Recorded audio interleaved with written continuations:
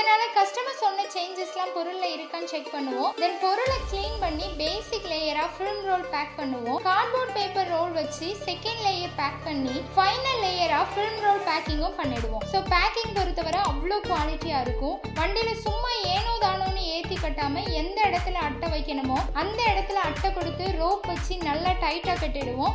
So வண்டி எவ்வளோ ஷேக் ஆனாலும் அந்த பொருளுக்கு டேமேஜே வராது. லாரிலையும் பஸ்லையும் போட மாட்டோம். ஓன் வெஹிக்கிள்ல நாங்களே டெலிவரியும் பண்ணிடுவோம். நம்ம ஃபிட்டிங் பசங்க கஸ்டமர் வீட்டுக்கு போன உடனே ஃபர்ஸ்ட் அனலைஸ் பண்ணி ஸ்டெப்ஸ்லாம் எந்த மாதிரி இருக்கு, பொருளை எப்படி கொண்டு போகணுங்கிறத பிளான் பண்ணி எந்த டேமேஜும் இல்லாம டெலிவரி பண்ணிடுவோம். நாங்க பண்ற வேலையை லவ் பண்ணி பண்றதுக்கு கஸ்டமர் சாட்டிஸ்ஃபேக்ஷன் முக்கியமான காரணம். ஸோ அதுல எந்த குறையும் வைக்க மாட்டோம். நீங்க வாங்க போற பொருளை தரமா உருவாக்கி குவாலிட்டியான பாலிஷ் பண்ணி டிரான்ஸ்போர்ட்ல டேமேஜ் ஆயிடுச்சுன்னா அந்த பொருள் என்னதான் அழகா இருந்தாலும் சாட்டிஸ்ஃபைடா இருக்காது.